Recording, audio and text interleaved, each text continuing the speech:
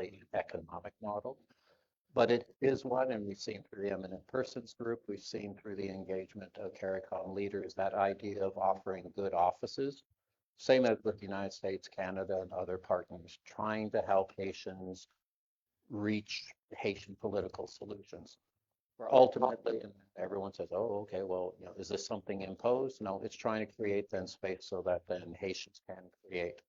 And out of the most recent, so you have then this unique, seven-headed presidency with two observers. That doesn't exist anywhere else in the world. But it was a solution to a very specific issue.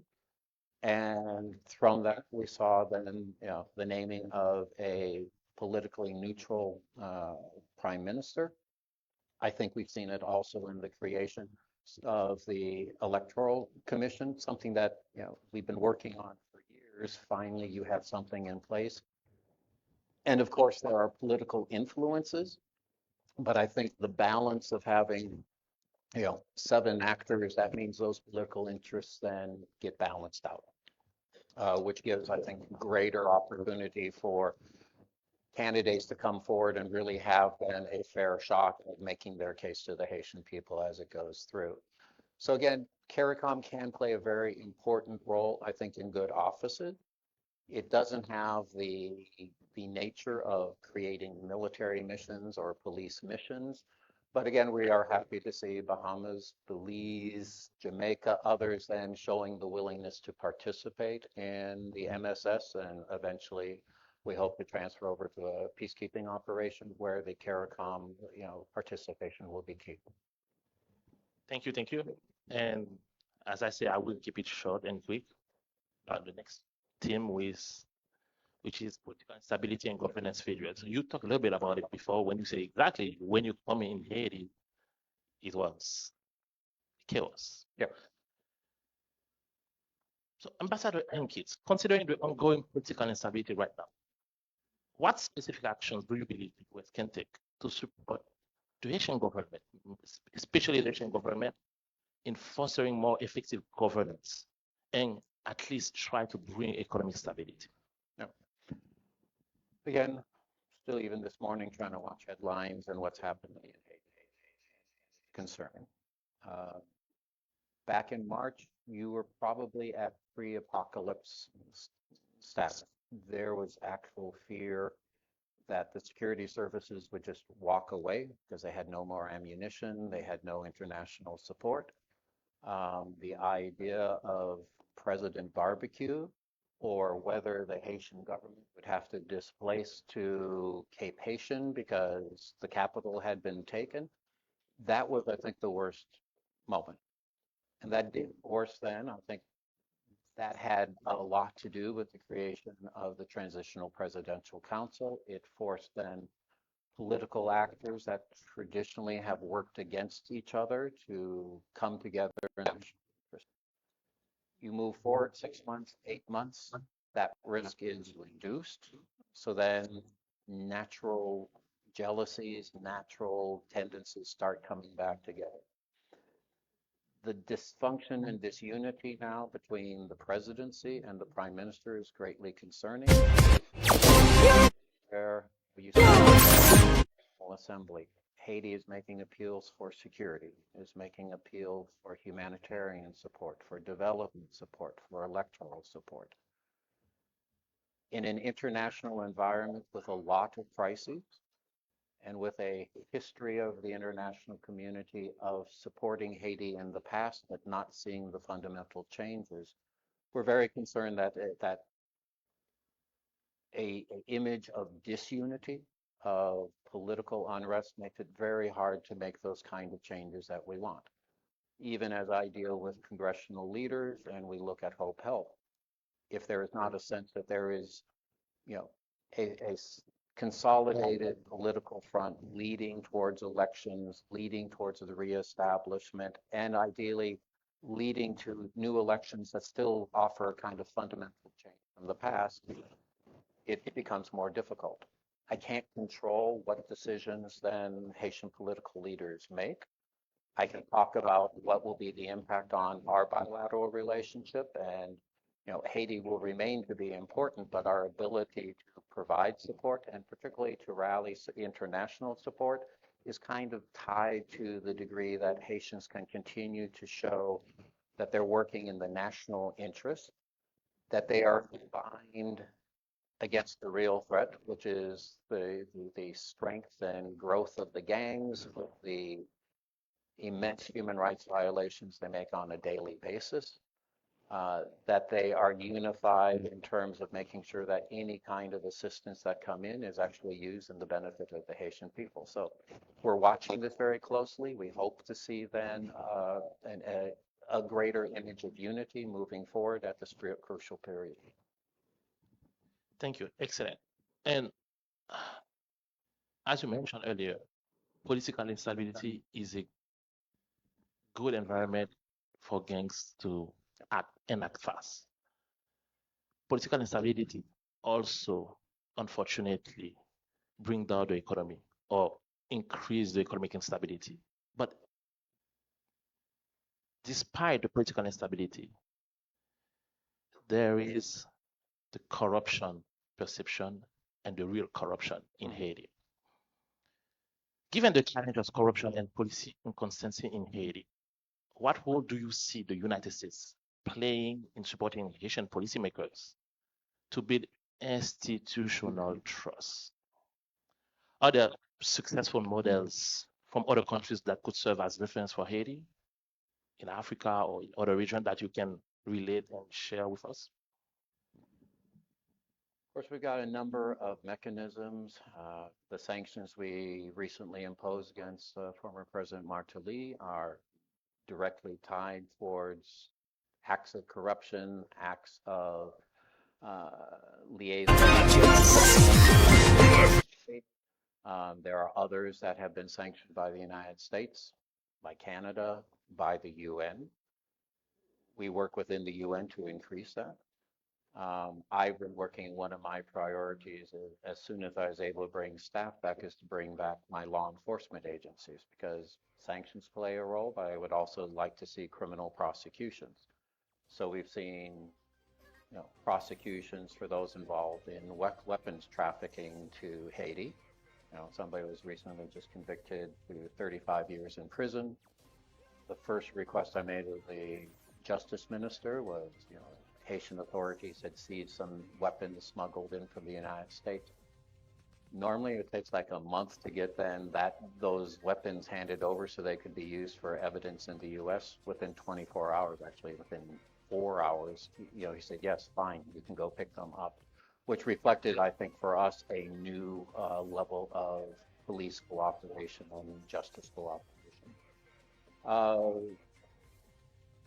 There are elements then, again, in gangs.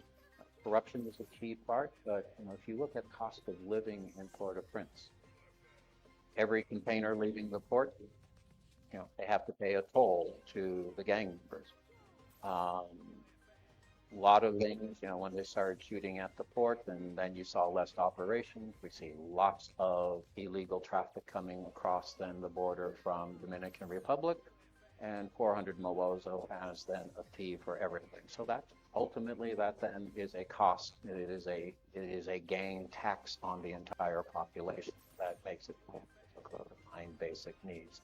So even there, that part of security also works at the corruption in terms of people gaining money on the system. Now, long term, you obviously have, and I've seen in other countries, and there are some efforts we're seeing already, they've increased the budget for the Haitian armed forces, but they're also increasing salaries. I know the chief of police for the North, so in Cape Haitian, his salary is $500 a month. It is very hard when that is their salary to assume that they will not then accept fees for services at the minimum. And a system where corruption is endemic, I tend to assume people that I meet with,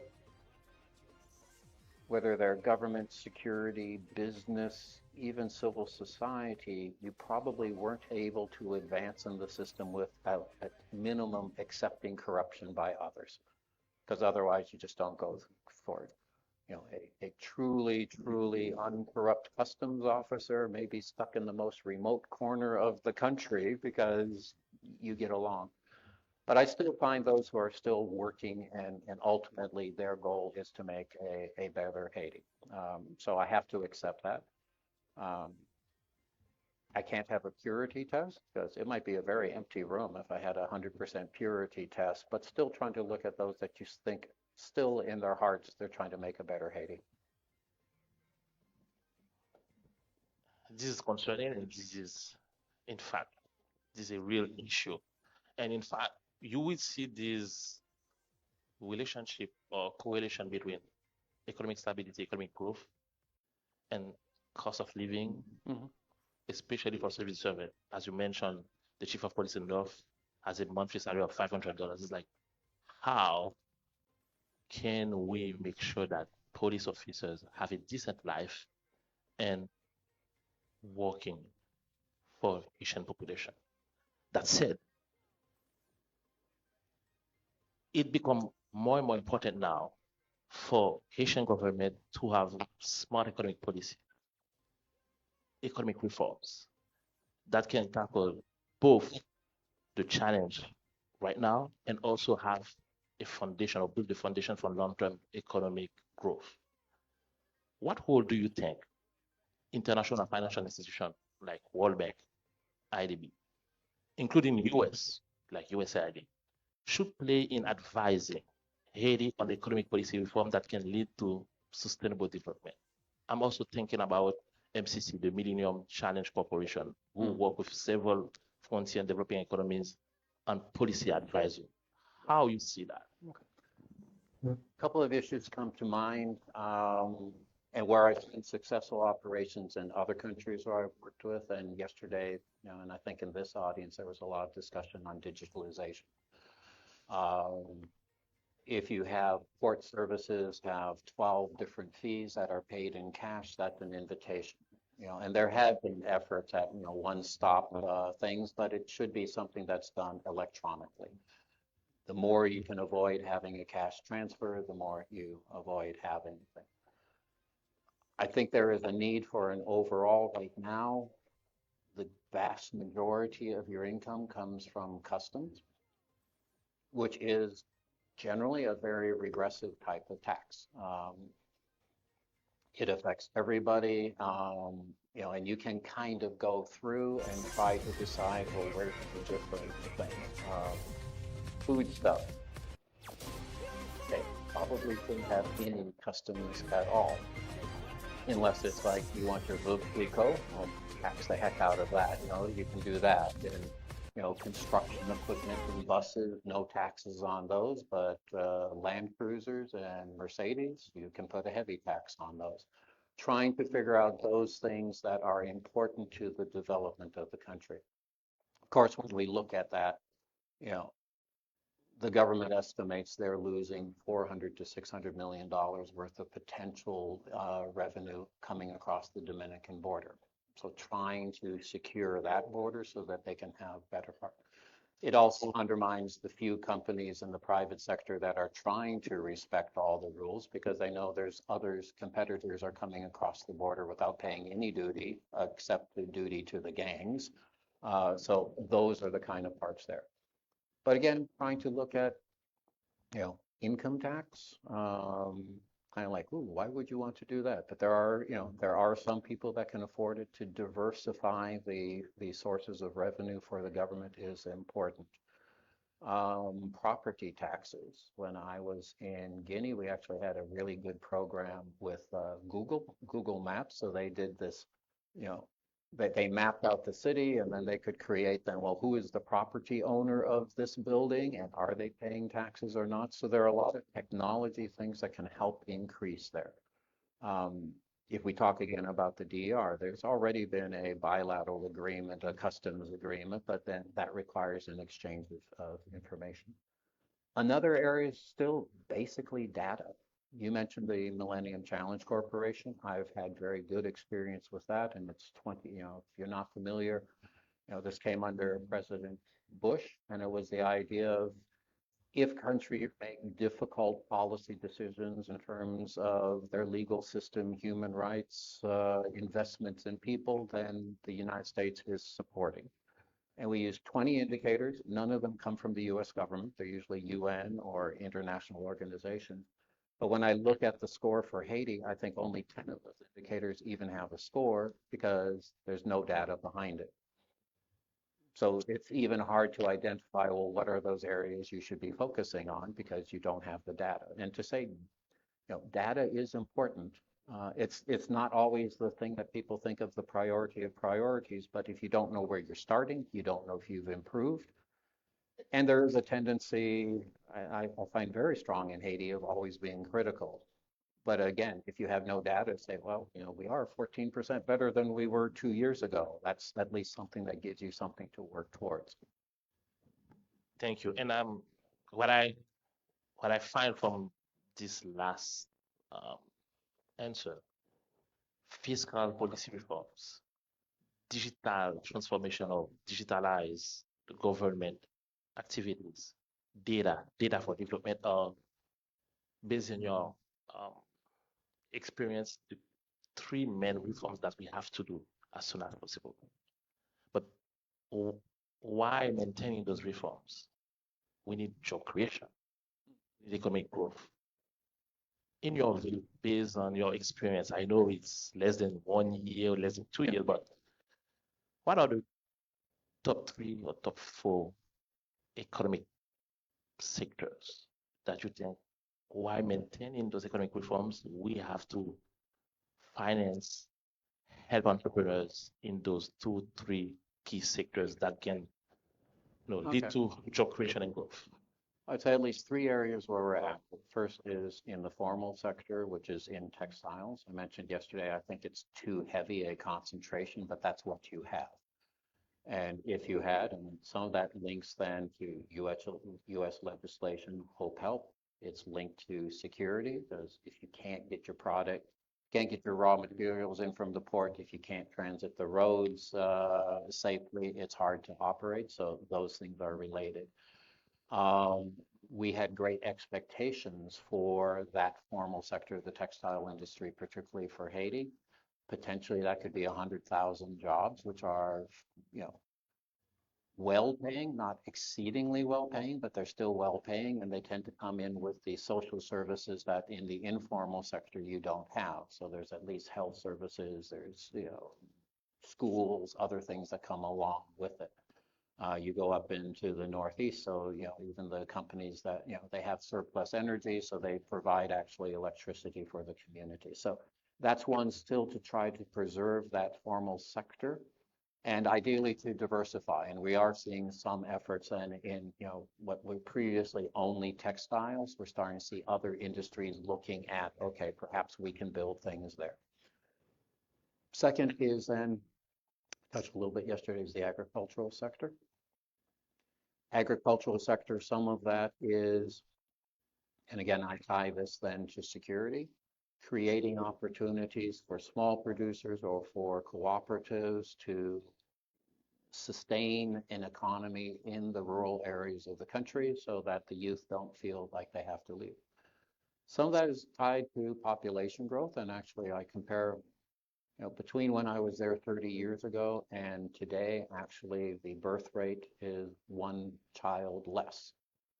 If you look out outflows, you might arguably say that you even have a stable population right now. It makes it much easier, but always the challenge in rural populations is, if you have a small farm and you have 5 children, well, maybe one or two can stay on the farm. The others have to go somewhere. So they either go to the city or they try to leave the country. So, family planning, family spacing is actually, I think, a part of the rural stuff, but a lot. We've been focusing on mangoes. We've been focusing on coffee. We look at other things, manioc. I had a good taste exercise. So, there's a company up in Cape Haitian that's doing really spicy hot sauce going to the US. Now he didn't know, because I know the shows where, well, how many is this, like 400,000? But it was pretty hot trying to look at those kind of things, whether it's for meeting local supplies or looking at exports. There's chicken processing, other things that can happen in the country. And then the third area I'd look at, and that's where, again, this is more on the financial structure, is for small and medium entrepreneurs. I always find anytime in most of these countries, I always love engaging with youth because you always find youth have ideas, they have dreams, they kind of are, they're cognizant of what the weaknesses are in their society and want to make it different. But you always have these kind of, okay, give us a proposal, but for lack of $1,000 just to get the raw materials, they can never get their proposal going through. And we have lots of entrepreneurs, and probably most of you failed once or twice before you got there. There's not a lot there, so access to credit, trying to work with those things. And there's a number of things, whether it's the USAID, but I know then Inter-American Foundation, Development Finance Corporation, trying to get access. And some of those things, agriculture is, I think, particularly challenging because, if you're trying to do coffee, it's going to be 3 or 4 years before you start seeing production. And, if you're paying 15% on your loan from day one and you have to wait 4 years before you get any revenue, that makes it very tough. I was concerned to see the departure of Citibank. So right now you don't have any international banks there. You have affiliates, so you're kind of dependent on what is the local. Previous speakers talked about how do you manage risk and risk assessment.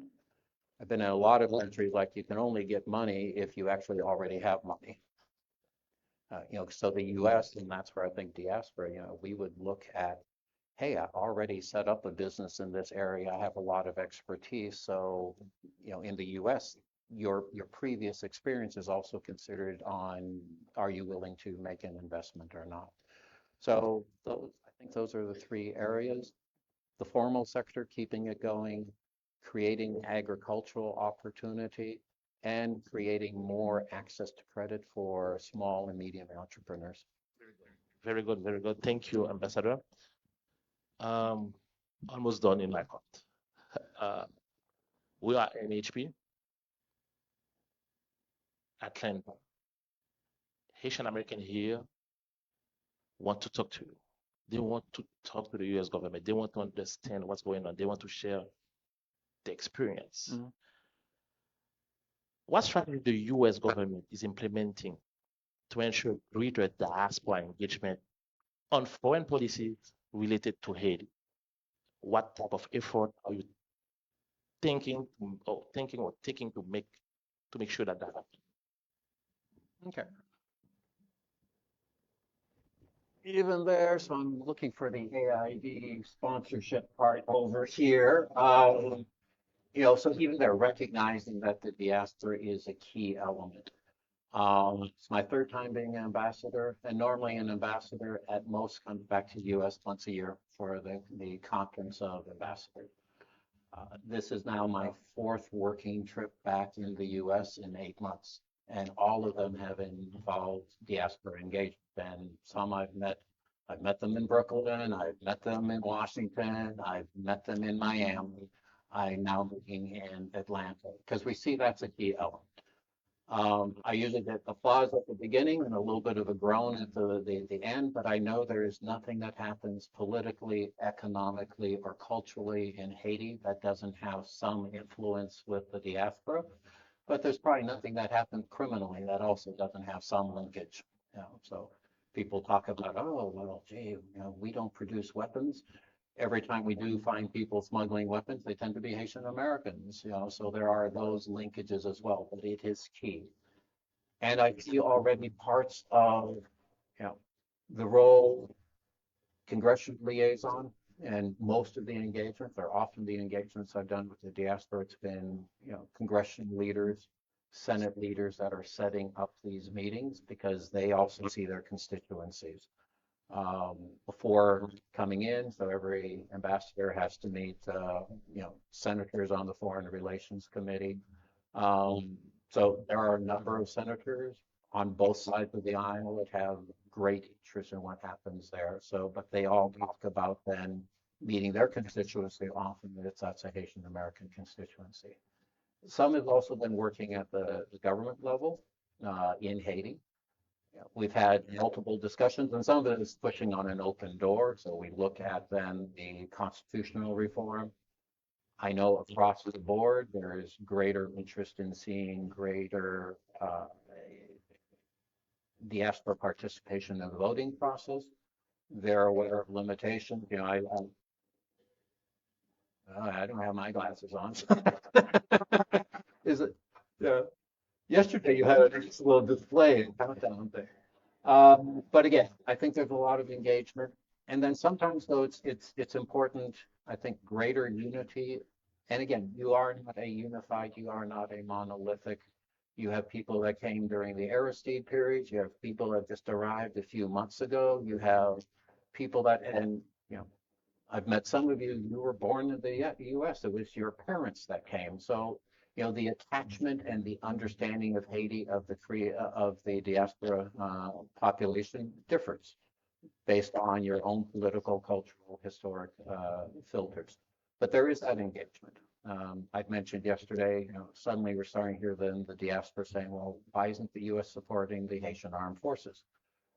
Well, that was a position probably taken 20 years ago with heavy influence from the diaspora. And now I see the diaspora changing. So if there's unified position, I think also that right now, to the degree that you can have 2 or 3 significant diaspora coalitions, and ideally international coalitions, this is the opportunity to make recommendations then for constitutional reforms. And the more that is a unified, constant message versus, 20,000 send in their own note, but I think, one organization representing 20,000 saying these are the things we believe should be involved in. So there is that engagement. But there's also then perceptions. If I talk about we saw, for instance, there is this narrative that somehow barbecue is a modern, Robin Hood. I never hear that in Haiti. I hear that sometimes from diaspora. We see then sometimes messages are not, and you see some very sophisticated disinformation, some that's coming out of diaspora as well. So there are things, and again, because it's not a monolith, there are different parts, but, I see there here, particularly amongst young professionals, people that want to do something and give some back. So there are some Haitians in Haiti who say, oh, they don't understand, but then I also understand there are some Haitians that only see the diaspora as the cash cow. And I recognize people want to be seen as more than that. We have 5 minutes left. I have to ask quick questions about the workforce. Otherwise, I will be in trouble. Okay. And after that, the final one will be the future of US-Haiti relations. And it will be the closing. Ambassador, there were back in the day what I would call preferential scholarship program for Haitians. Some of them are still there. I'm a Fulbright grantee. In order to have the brain gain and a workforce retention, question, why not increasing the Fulbright scholarship program for grantees? Like, it's 3 to 5 every year. Why not 15 Haitian in Haiti who get the Fulbright scholarship for master PhD go back? Yeah. I think some is, now again, we still have a Fulbright Commission. There are a number of foundations and there are others and there are universities that offer scholarships. There are opportunities. One of our biggest constraints is the lack of visa services. And that's directly related then to security situation. So, when I arrived in Haiti, I had 25% of my non-security personnel, and I only had enough consular officers to take care of evacuation with great difficulty, evacuations of citizens. There's heavy emphasis on adoption cases, but beyond that, not much. I have 35,000 pending immigrant visa cases at the embassy right now, and we don't have the mechanism to process those. Um, the department looked at other countries in the region saying, well, can we process then Haitian immigrant visas out of your country? And most of the other countries said, nope, unless you can guarantee that you're going to issue the visa, and we can't guarantee. I mean, so that's one of my key priorities right now is getting more consular officers to there. But that's even before you start talking about non-immigrant visas, student visas, exchange visas. So, we issue now, and it's mainly just for government officials, maybe 20 visas a month, for people. It's extremely limited. Also by the nature, our consular officers are to be first officers, and with instability, I've had multiple cases. They're just at the point of getting deployed, and then we do a draw. They just spent 6 months studying French and Creole, and oh, sorry, you're going to go to like Guangzhou instead. So it's hard to do those career things. So that part of it is key. Now, there is the larger, and that statistic, and whether that's correct or not, 80% of, Haitian university graduates end up going to the United States. The whole brain drain part is something that you have to deal with, but that's a constant throughout the world, so trying to create reasons that educated people want to stay behind. And do you think if we have a type of loan forgiveness mechanism for Haitian diaspora, like US Haitian graduate, to go back to Haiti, even if they've never been to Haiti, go back, spend 3 years or 5 years working in Haiti, and they get the loan forgiveness. Do you think it's something that's feasible? I mean, I've been in other countries. So when I was in Mozambique, it was after a civil war. IOM, National Organization for Migration, they had a return of talent program and brought build who wanted to contribute to their country, but they still have kids to put through school and a mortgage to pay. So it kind of helped create a buffer for salaries. And that's one, we've spoken to IOM and others. I don't know that we're there yet. And again, I still have to, you saw the kidnappings. We have American citizens killed by gangs. We have American citizens kidnapped by gangs. There's some that, some congressional leaders want to set up, oh, we're going to bring 1,000 diaspora to Haiti. There's a security risk, and you see the guidance, and it's stark. It's like, well, if you go to Haiti, your will is up to date, and that's something I still have to factor. We are trying to work with the Consular Bureau to say, if Port-au-Prince itself is a red zone, well, the north and the south are yellow zones. They're not absolutely safe, but they're like many other countries, places that you can go. I was very happy to see the cruise lines starting to come into Labadee again, because at least then it's a source of jobs. There are some investment conferences looking at port facilities, manufacturing facilities in the north. I know Cape Haitian is moving forward with their sister city project with New Orleans. So there are opportunities, but still, particularly the Port-au-Prince area becomes so. Even when I say, yeah, I love it if then the diaspora makes investments, but I don't love it if you get kidnapped. We are again, Okay. we have 1 more minute for the last question. Okay. What's your vision for the future of US Haiti relations?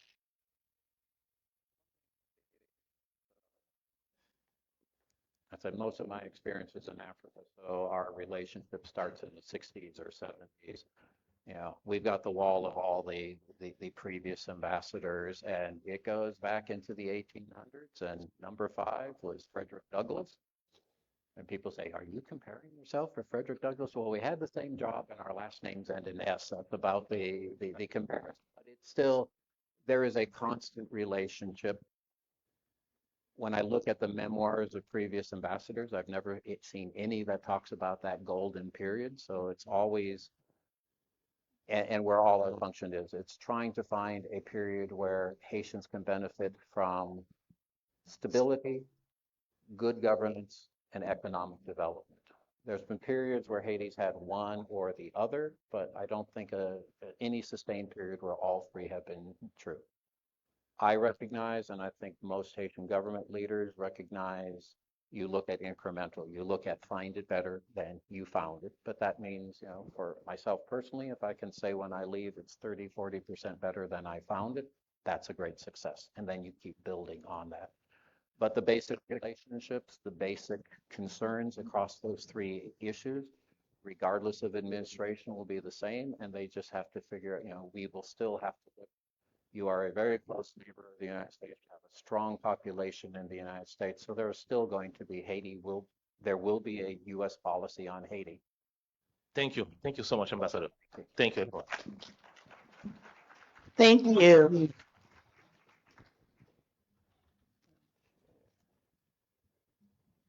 Okay, while the gentlemen are getting off the stage, I've no question.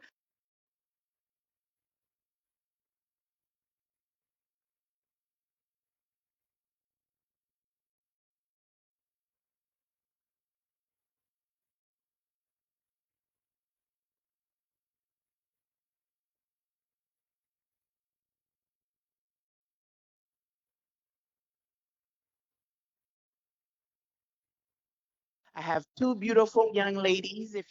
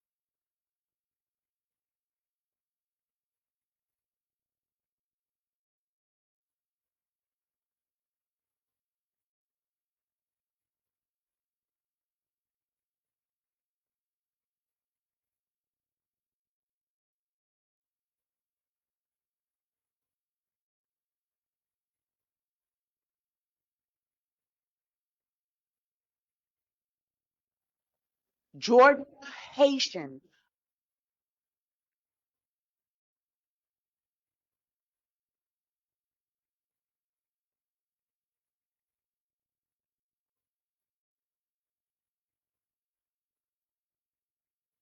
Thank you. You all give it up from Icons. Ain't this your wonderful host? Good morning to you all. How are you today? Are y'all still recovering from last night? Maybe I'll say, yeah, well, maybe y'all weren't there. I was there, so I had a good time. I won't say how much of a good time, but I had a good time. I went home early though, a little bit, 11 p.m. But so welcome to you all. We're at the last stretch of things. Still have some exciting uh, panels and discussions that we're going to have today. And I'm excited to be hosting this one or moderating this one. It's one that's near and dear to my heart as well, especially serving as the president of the Georgia Haitian American Chamber of Commerce. So today, um, for this segment, we'll be focusing on impact investing. And one of the things that's very important when it comes to some of the things that we're dealing with in Haiti is the opportunity when we're talking about investment. Impact investment is very important. Haiti is one of those countries where when you're thinking about investing, of course, a lot of people think about risk and they're very hesitant.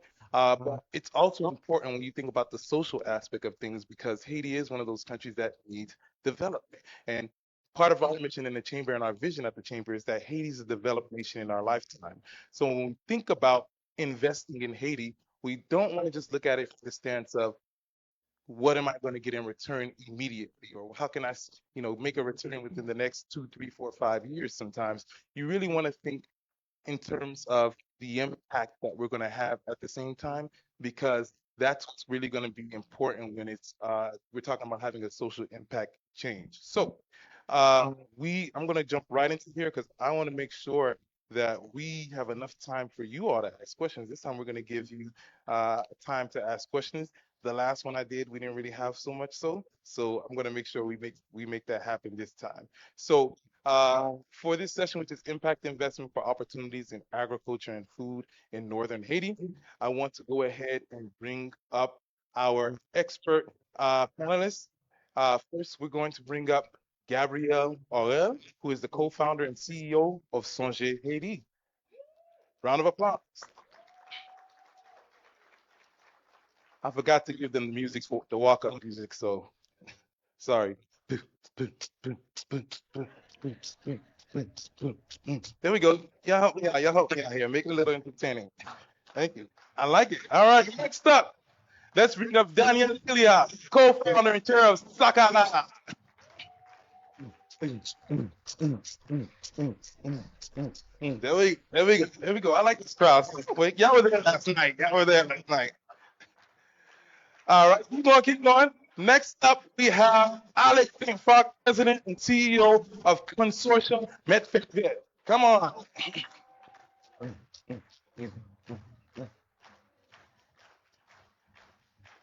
All right, move over just one. Just move over one. All right.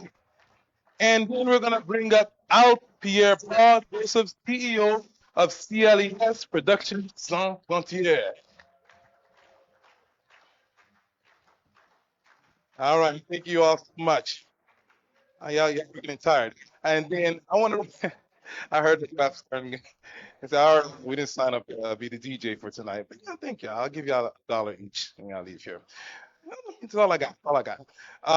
Last, but not least, I do want to bring up one more person. Uh, as the president of the Chamber of Commerce, if you ever come to our networking events and our meetings, I have no shame in saying we're here to do business with some of y'all. And so I want to bring up special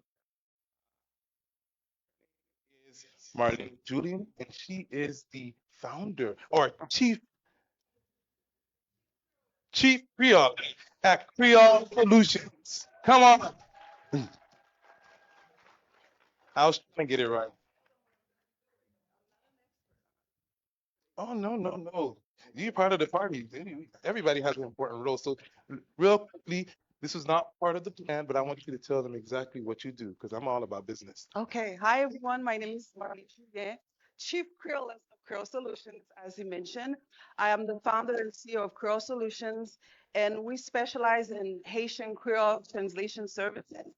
Our company has three main goals: giving Haitians access to information in their language, creating job opportunities for language professionals in Haiti, and promoting the Haitian Creole language. And I'm very excited to be here. You guys can stop by my table. I have some merchandises, the Haitian alphabet, and different things promoting the Haitian Creole language parce que c'est créole nous yet.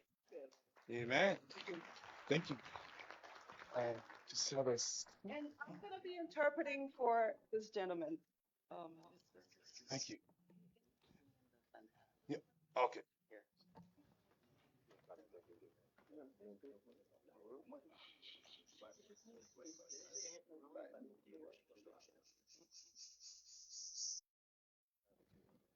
Anybody else has an opinion? Okay. Okay.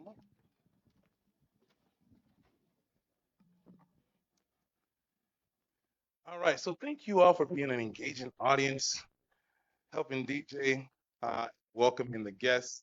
I want to jump right into some things. Um, when we talk about impact investing, and especially specifically with this group that we have up here, the main focus is agriculture and food in northern Haiti. And so when we talk about that, uh, there are some opportunities in making some things move when it comes to the businesses, but spreading a lot of goods that they have across the world. So I want to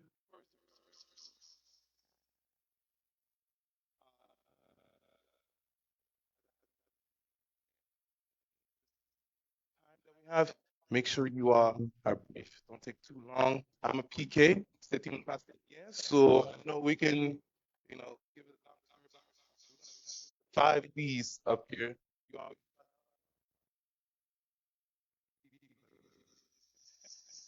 all right, and sisters, all right. So first up, we're gonna start with Gabby, and we're gonna play a video first, and then we're gonna let you talk.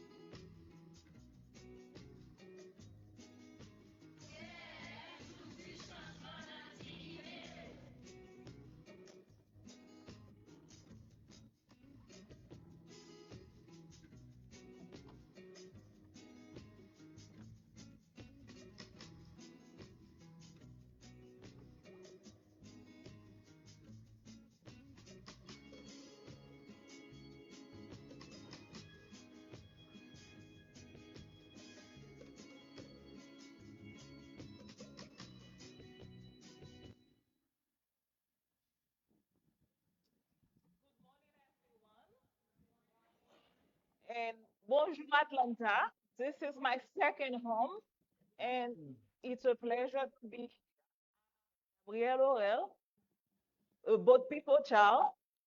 And after high school, I lost my mom at sea coming to the United States, but my dad left. I was only two, and I lost my mom at the age of 5.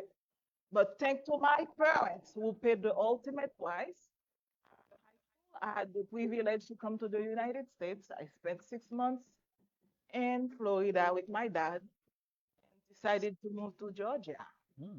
Georgia formatted me, made me who I am today. I lived in DeKalb, Georgia. I worked for the state of Georgia as a data manager. I had both my babies, that's my firstborn, in Georgia.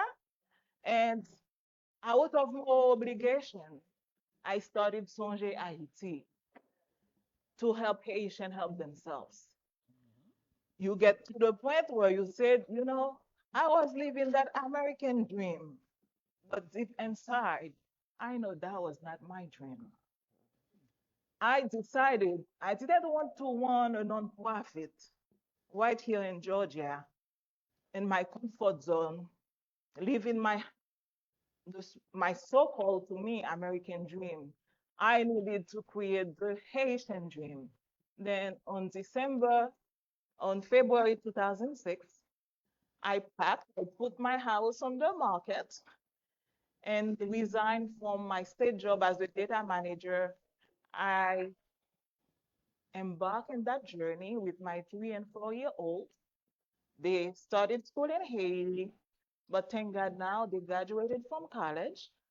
My son played football at Center College in Denver, Kentucky, and then he is now trying to enroll and to continue to be a physical therapist. And my daughter wants to be a lawyer. She needs your help, Sandra. And it's my privilege to tell you the Haiti is not a lost cause. What do we do when we say helping Haitians to help themselves?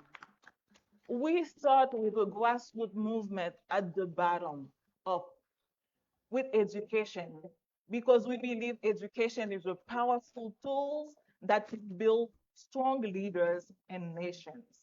So at the school, unfortunately, the clip you have was not the best quality. We make sure that all of our students, by the time they reach to ninth grade, they at least learn a trade. Thus, one student, one trade activities.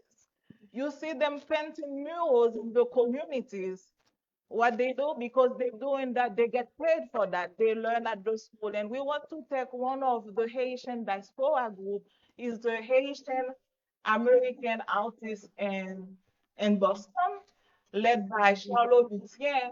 Every December, she sent $400 to buy supplies for the painting club, and they're making money out of it.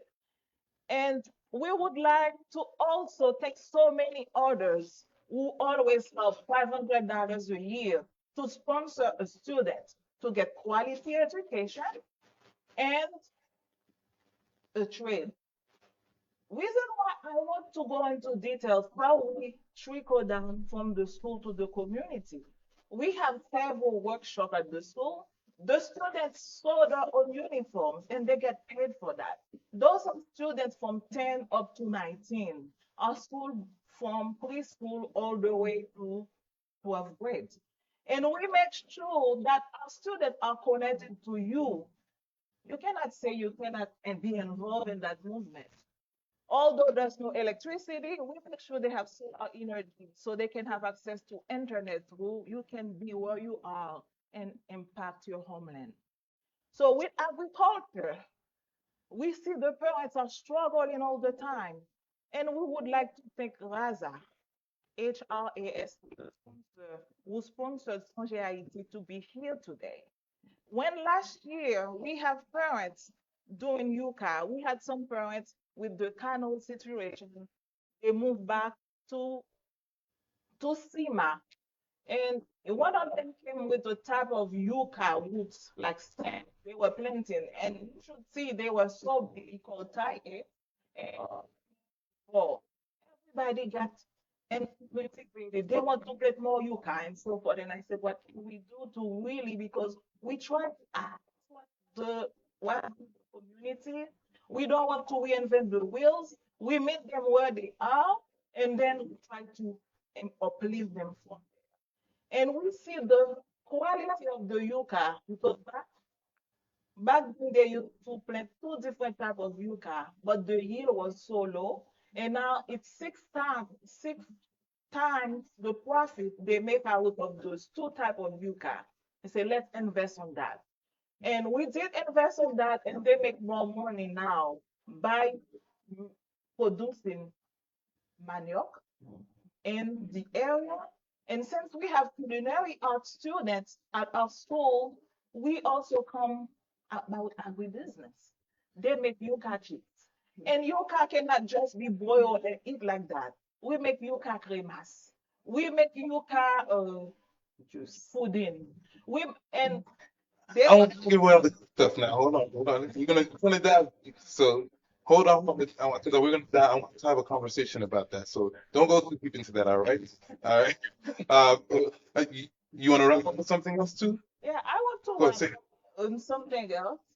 Reason why we do to the rural areas of Haiti, we want to encourage them to stay in the villages. We can start there and have the trickle effect.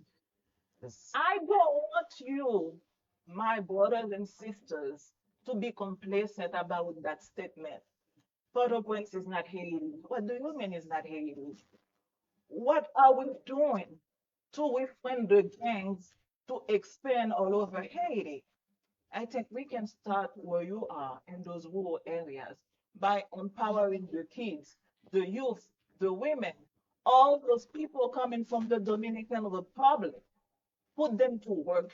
If we are not frustrated about what Abinader is doing to us as Haitians, nothing can really change, infuriated us to change our country and make it a livable place for all.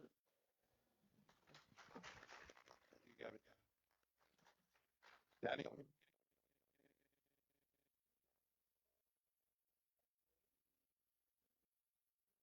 I need like to put my timer. Normally like for you, but I need to put my time for myself. Yes. So my name is Daniel Silius, and like what do okay. I am known as like Daniel Sakala because I started like this wonderful organization like Cité Soleil 16 years ago.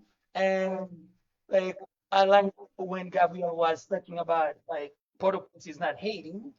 And that's something people say too often because I grew up like with people saying like Port-au-Prince is not Desolate. And I was like, you know what? Like, you better watch because, like, if you don't really pay attention to what is happening in Cité Soleil, at some point it will grow and it may be too overwhelming to even take care of it. And that's exactly what we're experiencing right now, unfortunately. So I started this organization and because it, it was like 2004, gangs all over. My mom would say, don't come to see the Soleil, even like to see me because it's too dangerous. And I was like, how come this happened? And I needed like to do something. And I started this community center to give a space, safe space to youth there to live like their opportunity for a better dream for like something else. But it was not easy. And we have been in all 16 years, we continue to have like this case study and progress, of course. So we have like to share this with you so you understand why we are changing what we do, which was mostly getting like a bunch of kids like to play basketball, to get scholarship. When they turn 16, that's when we noticed that it was beyond our capacity, like to help them. Because at age 16, that's when they wanted like to have like a shoe and like a new t-shirt. And that's when the gangs became like very, very attractive to them. So that's why we started like with this new approach of job hour, giving the youth the power to transform themselves through job because I saw firsthand experience here where they like turn 15, 16, they get a job and they start to understand money. I think like it was Gabriel saying yesterday, understand like how money works. And this gives them the opportunity or the power to say no to gangs, recruitment, and so on. So we decided like the only way like to do this would be through agriculture because every time that we started with some good training, we couldn't place them like anywhere because they from Cité Soleil, unfortunately, but also all the businesses in the surrounding didn't have the capacity like to hire everyone. So that's why we started like, to do this like through agriculture, and we managed like to always get like many of them. And the real idea behind it is not only to listen to them so they can say this is what we want to change themselves. Because I saw kids who were part of the program, like who at some point would see me coming and would be hiding with their guns behind the wall. And I'm like, I see you. And they're like, so why tease me sometimes because I was the president of the soccer league, and they was like, president, it's like it's just like too much because it's like when I see my mom without food, and this guy like having everything, I feel like I need something. So that's why I'm like, you know what? Let's start at the age 16 to provide a part-time job to create the work culture, but also the experience of giving them like the power to say no when it comes like to ask them things like this. And we believe that maybe we'll get like deeper in this, like because we know that time is very constrained with us. We believe like the best way like to deal with this is to have the diaspora involved in this because we already have like more than like,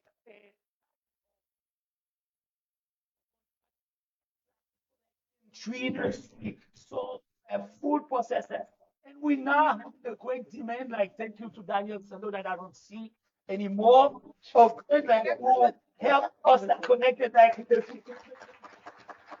with people in other region right now who say, okay, now you are the kids who have the skill to prepare the seedlings, who have the seed, who have everything. Like we want like to provide them like jobs so they can have like the willpower that you're taking about. So I think like this is the kind of achievements that we have so far in different regions of Haiti. And you see the youth like making their first like $1 per hour per day.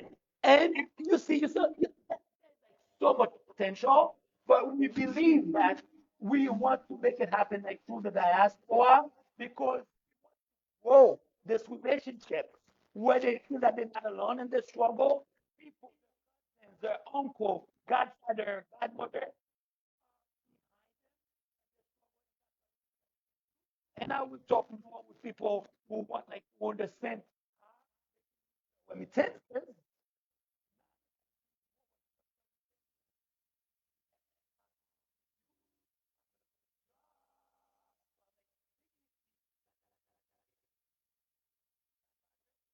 Also kind of like payment for me contributing to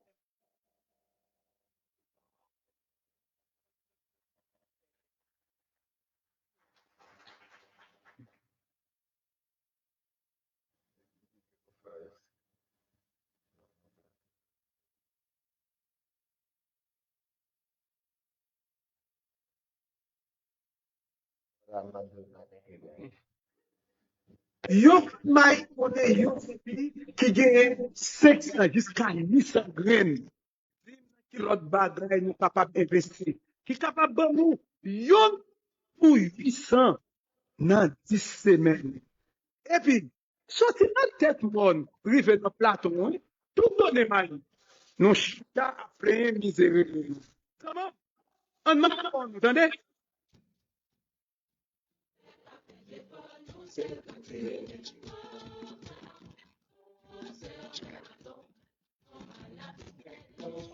Nou konsens organik.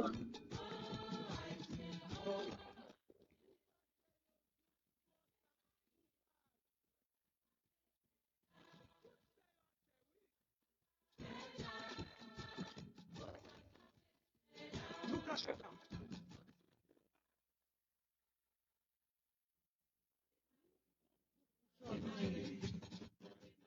Kwen nou mwen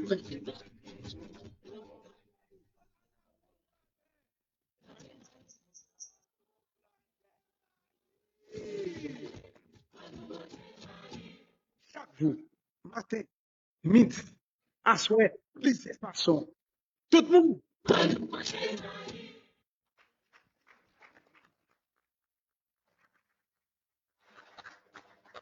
Okay, that's enough. this time. Ok. Bonjour, bonjour, bonjour tout le monde. Et moi-même, c'est ingénieur Alix Sefran et moi, c'est président, directeur pour fonction. Nous,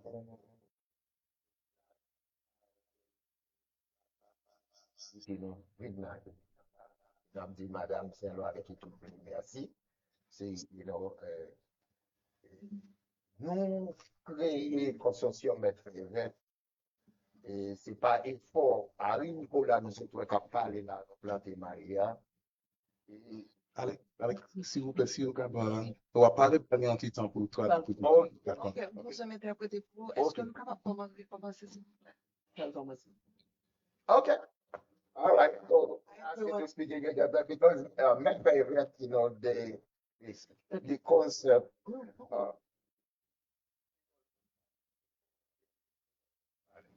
so c'est avec l'expérience là, parler justement, bon, voilà, c'est ça, interpréter, voilà. Et même ambassadeur à l'époque, ok? Ça, comme ça, ok? Ambassadeur a parlé de chargé, tout le monde a parlé de créole. So, créole là, sorry, m'a parlé à la cause de mes frères. Ok. Mais juste Non, donner un temps c'est pour bien à Là, pour l'époque, commencer. nous commençons. Oui, oui, parce qu'il y a monde qui peut pas parler. Moi, c'est PDG, président directeur et consortium Maître Frères. Ok.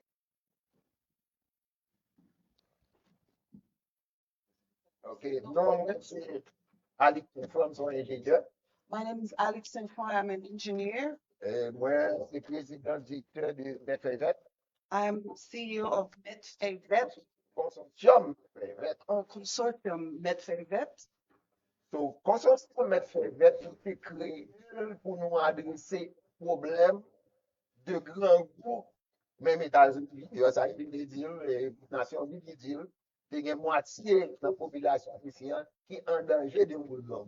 The reason we create this consortium is because of the hunger problem.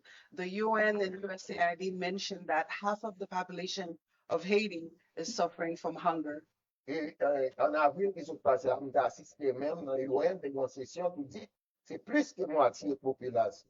I went to a session by the UN and they even mentioned that it's more than half of the population. So, next slide, voilà, question.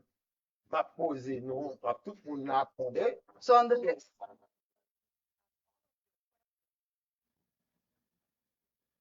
Comment faire un pays, nous, dans les Caraïbes, là, nous avons terre, nous avons, how come we're in the Caribbean, we have land, water, sun? yo pas envoyé Paul.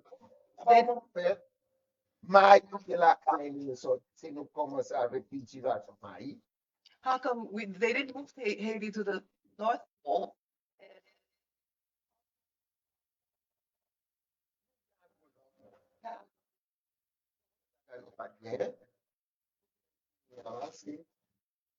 yes.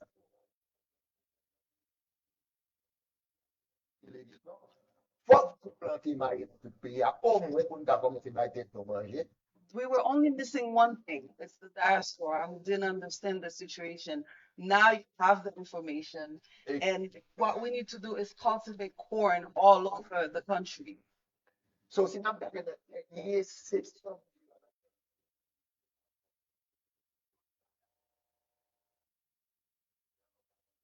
If you saw the last several slides of the video, you see the multitude of things you could do with corn. chaka, Cornmeal, chaka, akata, akasa, gâteau, cake, bread, bonbon, cookies, spaghetti, spaghetti, vermicelle, vermicelli, macaroni. macaroni. Et ben ouais, nous faisons chico avec maïs, Right, we can make chicken cornflakes, corn, nous cornflakes, faisons l'huile, we make nous oil. faisons ça passe dans la comme haïtien. So what are we Ça doing? passe, bon, ça passe, What's happening? hein? Ça passe, non. Est-ce que l'Italie a dit qu'il y a un problème là pour passer nous-mêmes ça va utiliser farine pour le faire, mais moi j'ai pas de gens. Can Italy can Italy complain about hunger because they have the Yo mangé flour? farine tout du temps. They have so many ways to eat corn. So actuellement là, font 36 façons. Et pas dire dans la bouche, nous faisons, ouais, faisons, nous baillons manger, on va manger, nous baillons boire, bien diaspora même. And we have it's 36 ways that we can make it. We've done it ourselves, and you see what we've been able to do with it. So, il fait, diaspora c'est ça, l'aime lancer projet ça, mais dit, nous pas de charité. First thing I said when I launched this project was that I'm not going to beg. c'est nous-mêmes qui pouvons mettre pour être ensemble. We have to join forces and put our money together. On a dû les annonces.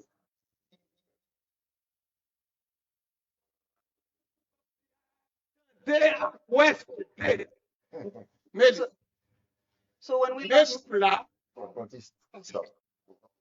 OK? So, now, une seulement, mes amis, tout bon relève, on a tellement frappé à soi. Nous restons à 100 000 $, pas pour nous, en investment.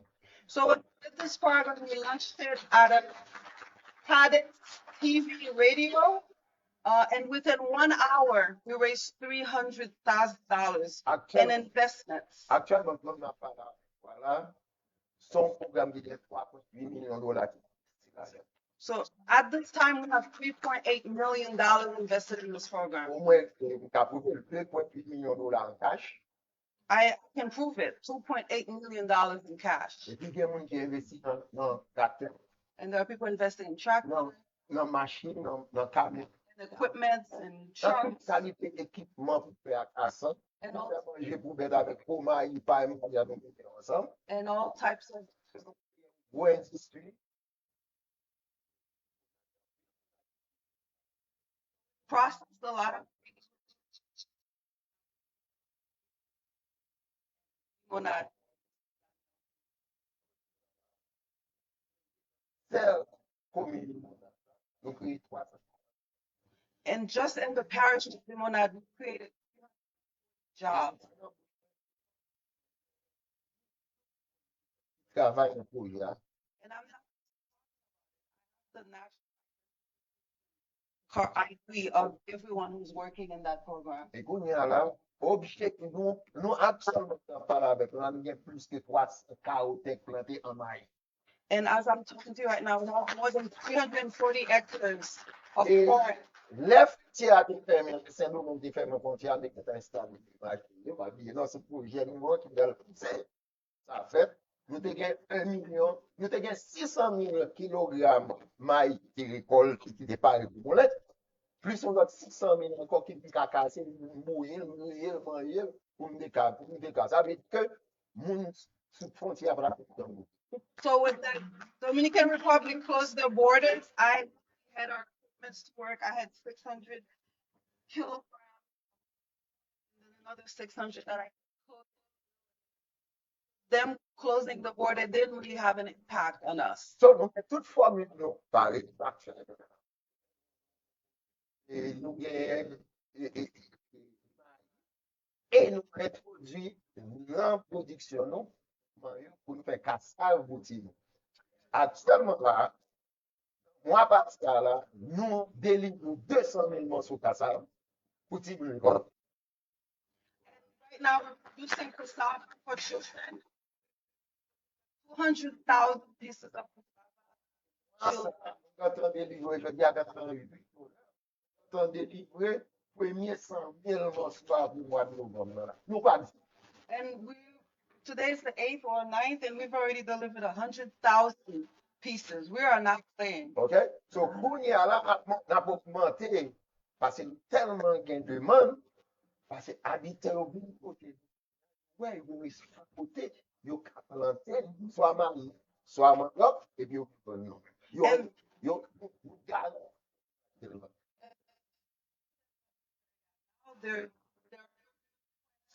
So they're coming because they can come and sell their products. Et à cause du programme nous établi, et département agriculture, quand on dit que production maïs a se doublé à ça, ça donne des espoirs là. And because of the work we've done, the Department of Agriculture. So, Alex, ma fait une pause là parce qu'il y a une question qui va demander, on va avoir une opportunité pour parler sur tout ça, OK? All right. Thank you. Okay. You can So stay. that's Thank you. Thank you very much.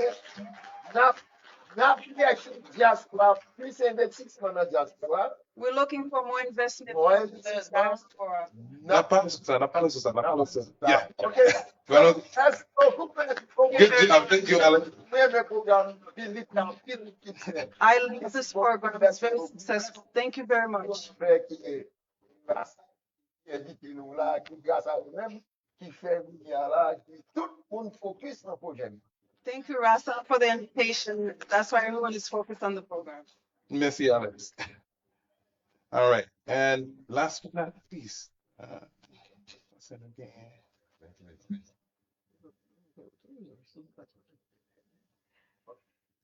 Yep, go ahead. Hello, everyone.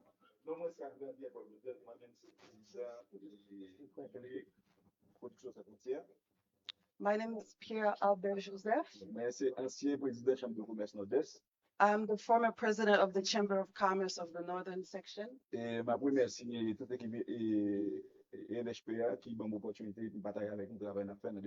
I want to take now for giving me the opportunity to share my work with you.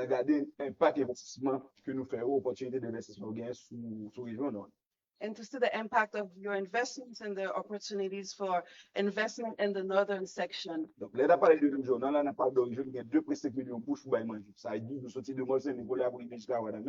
And when I'm talking about the Northern Section, I'm talking about 2.5 million mouths to feed. And a region that has a lot of touristic potential. Two industrial parks that can create jobs. Donc, il y a une région qui est très attractive, qui permet à ce que nous capables de faire commerce avec différents pays, que ce soit la République dominicaine, pays qui sont latino-américains, pays latino-américains, même les États-Unis. Donc, nous sommes très présents. And a country that has many opportunities to do business with other countries, like in the Dominican Republic, the Latin American region, and even the United States. Moi, je fais 20 ans travailler dans l'ONG internationale et après ça, après le tremblement de terre, moi, quitté lui, moi, je viens là, quand même. I've worked for an international organizations for over. Regardez qui jeune ou capable de dans le secteur agricole. And I left to come back to my country to see how I can boost the agricultural sector. Particulièrement dans le du.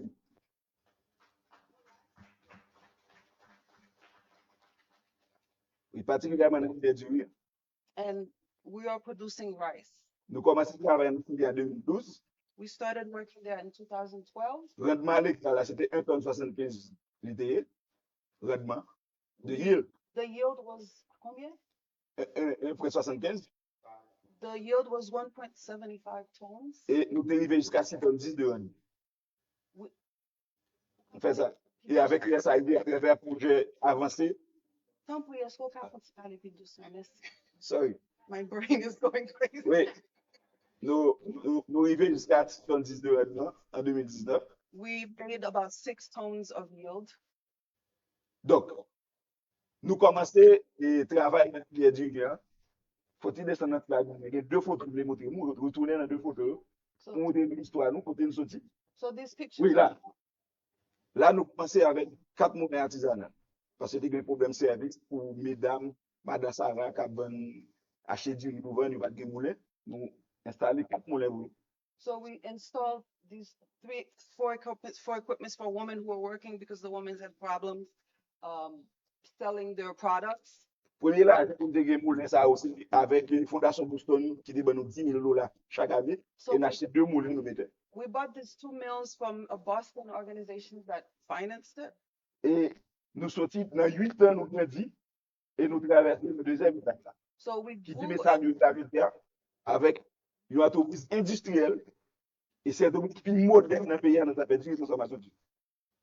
Nous plus moderne. Donc ces choix là. Aïe, aïe. Allez. Yeah. Okay.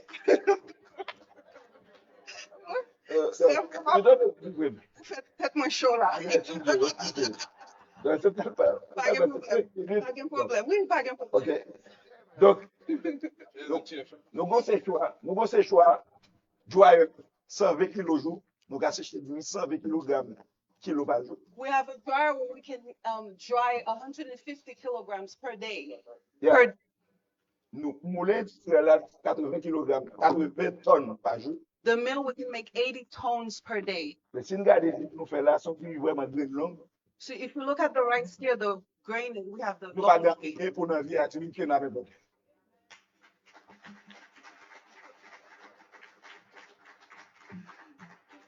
Donc, qui ça nous souverain nous venons sur ma part nous qui est le dribble les guests, nous sommes en parler de dribble les guests c'est nous-mêmes. So this rice, we have our own branding on Ziribel Neges. That means C'est nous. beautiful black girl rice.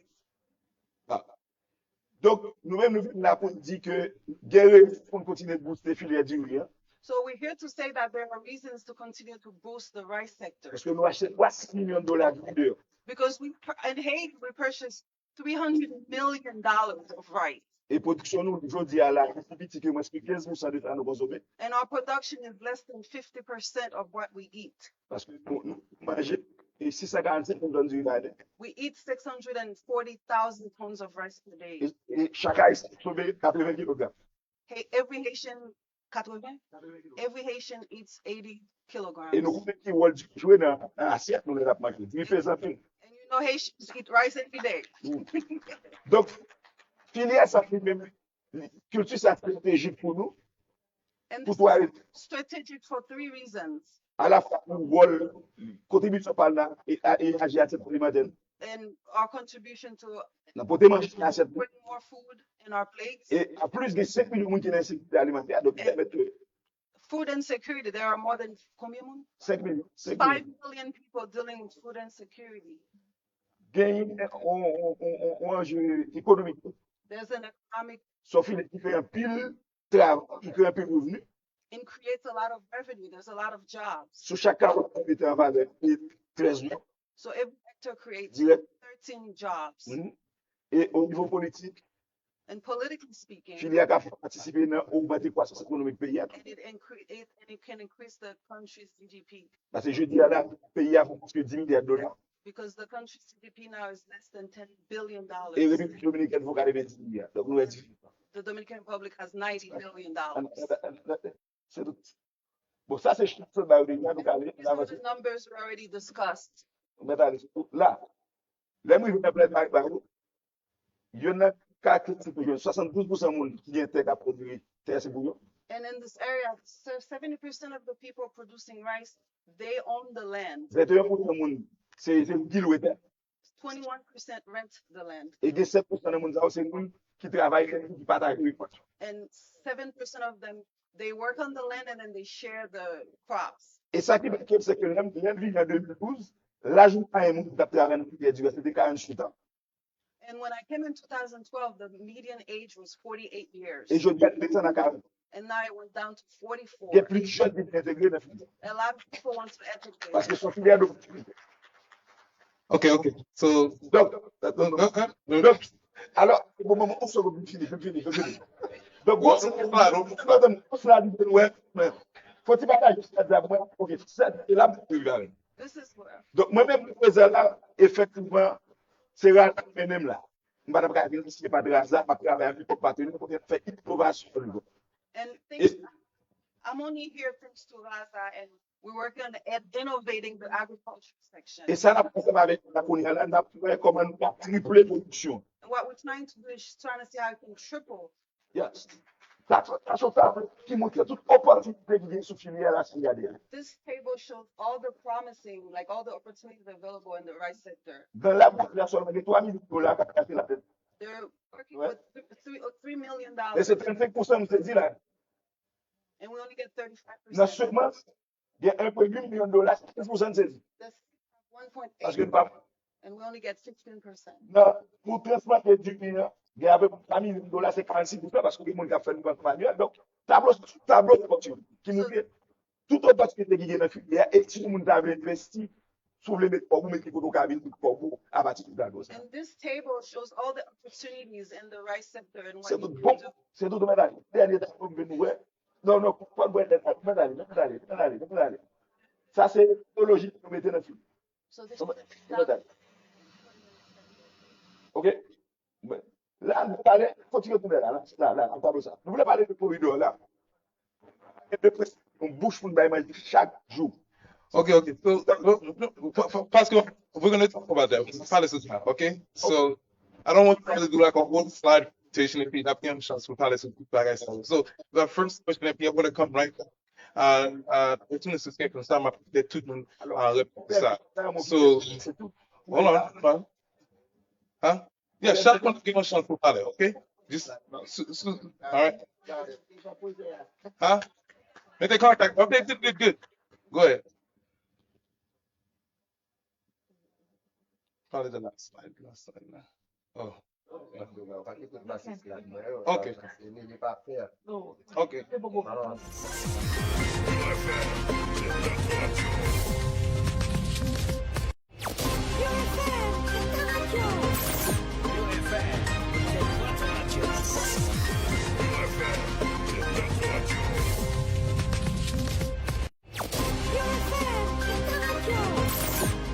Opportunities and investing in what you all are doing.